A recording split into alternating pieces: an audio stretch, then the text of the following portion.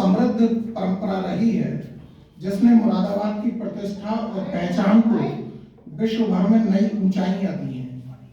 गजल की यह खुशबूदार यात्रा 17वीं शताब्दी के नवल राय वफा की शायरी से शुरू होकर जिगर मुरादाबादी, कमर मुरादाबादी, गौहर उस्मानी, गगन भारती, डॉक्टर मीना नकवी से होती हुई वर्तमान में जमीर दरवेश साहब, मंसूर उस्मानी साहब, सतीश फिरार जी, अनवर कैफी साहब, डॉक्टर कृष्ण कुमार नाथ जी, ओमकार सिंह ओमकार साहब, डॉक्टर मुजाहिद फराज आदि तक की वरिष्ठ पीढ़ी और जिया जमीर, फरहत अली, अखिलेश वर्मा, मनोज मनु, राहुल शर्मा सहित लंबी श्रृंखला वाली नई पीढ़ी तक आती है, जो अपने समय का दस्तावेजी साक्ष्य बनने के साथ साथ मुरादाबाद में गजल के सुनहरे भविष्य के प्रति आश्वस्त भी करती है।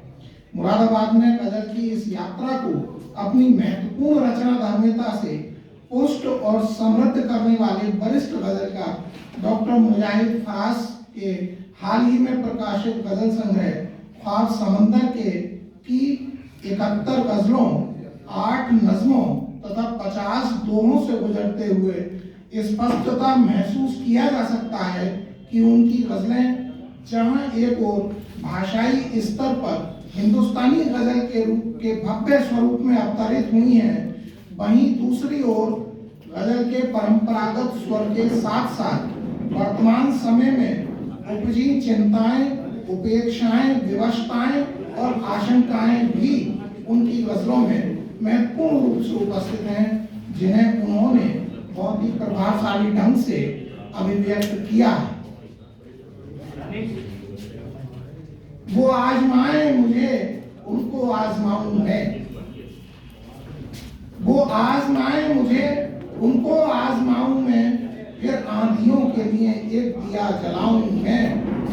उदास आंखों को सौगात देके अश्कों की, उदास आंखों को सौगात देके अश्कों की, ये उसने खूब कहा है कि मुस्कुराऊं मैं। और फसाद, कत्ल, तासुब, फरेब, मक्कारी, फसाद, कत्ल, तासुब, फरेब, मक्कारी, सफेद पोशों की बातें हैं, क्या बताऊं मैं। मेरा अनुरोध है कि 2 मिनट का समय और दे देंगे, मैं ज्यादा समय नहीं लूंगा, कृपया शांति। सुप्रसिद्ध नवगीतकार डॉक्टर माहेश्वर तिवारी अपने नवगीत संग्रह नदी का अकेलापन के आत्मकथ्य में कहते हैं कि कविता संवेदनशील मनुष्य के मन और मस्तिष्क का समाज के साथ एक आत्मीय संवाद है।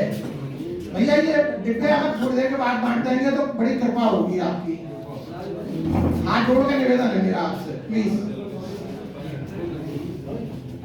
सुप्रसिद्ध नवगीतकार डॉक्टर माहेश्वर तिवारी अपने नवगीत संग्रह नदी का अकेलापन के आत्मकथ्य में कहते हैं कि कविता संवेदनशील मनुष्य के मन और मस्तिष्क का समाज के साथ एक आत्मीय संवाद है। डॉक्टर मुजाहिद फराज की गजलों में भी उनके मन और मस्तिष्क के समाज के साथ आत्मीय संवाद के रूप में समकालीन यथार्थ यहाँ वहाँ चहलकदमी करता हुआ दिख ही जाता है।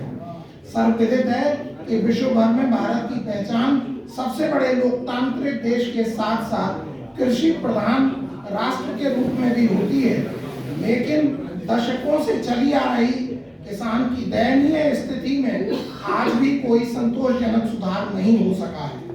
आज भी किसान अपनी हार्डकोर मेहनत का सही प्रतिफल पाने को तरसता है। किसान की इसी पीड़ा को अभिव्यक्त करता फराज साहब का शेर, जो सीधे मन को छू जाता है और सोचने पर विवश भी कर देता है। शेर देखिए कि जमीन देगी अमीरों को और फसल अभी, जमीन देगी अमीरों को और फसल अभी, अभी जमीन पे भूखा किसान बाकी है।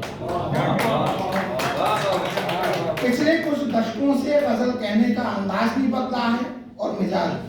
तभी तो आज के समय में कही जा रही गजल सामाजिक अव्यवस्थाओं की बात करती है, आम आदमी की बात करती है, उसकी चिंताओं पर चिंतन करती है, समस्याओं के हल सुझाती है। व्यंग्यात्मक शैली में आज के समय की विसंगतियों पर कटाक्ष करते फराज साहब के अशार बहुत कुछ कह जाते हैं। देखिए, क्या पूछा ये कैसी सदी है, लंबी चादर तान के सो। क्या पूछा ये कैसी सदी है, लंबी चादर तान के सो। मक्कारों की आन बनी है, लंबी चादर तान के सो। और तू नादा क्या समझेगा, इस खद्दर का एजाज है क्या। तू नादा क्या समझेगा, इस खद्दर का एजाज है क्या। ये बंगला वो कार खड़ी है, लंबी चादर तान के सो।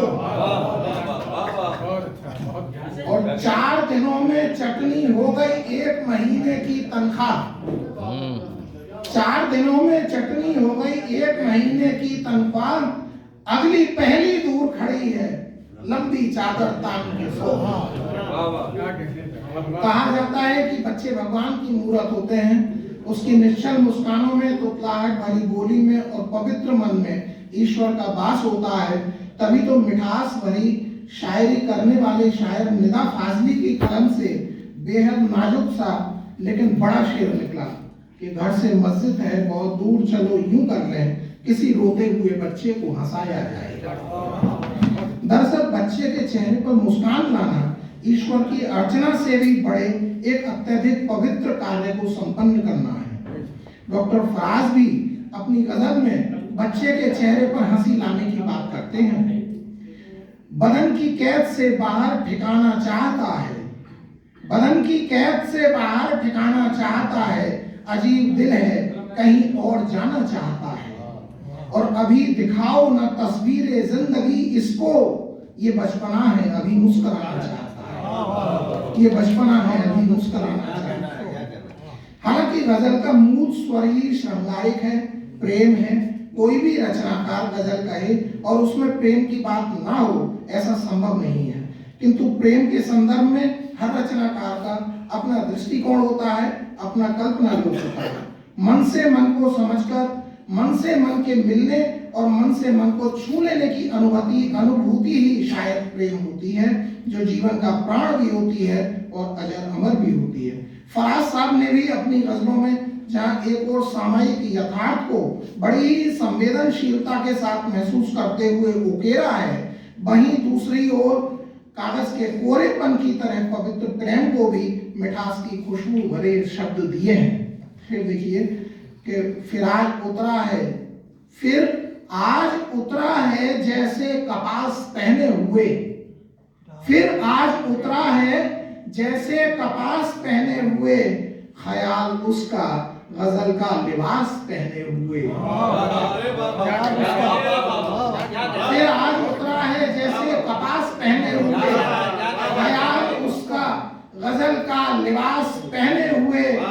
हंसी गुलों की है चेहरे पे रक्स करती हुई, और उसका लहजा लगे है मिठास पहने हुए।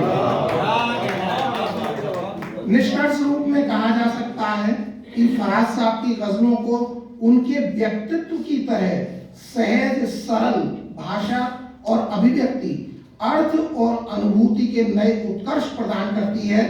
उनकी गजलों के अनेक अशार मन को छूते भी हैं और मन पर छाते भी हैं। ख्वाब समंदर के शीर्षक से उनकी ये गजल कृति निश्चित रूप से साहित्य की अमूल्य धरोहर बनेगी, साहित्य जगत में पर्याप्त चर्चित होगी तथा अपार प्रतिष्ठा पाएगी, ऐसी आशा भी है और विश्वास भी। डॉक्टर मुजाहिद फराज साहब को इस नए गजल संग्रह के लिए अनंत बधाइयाँ।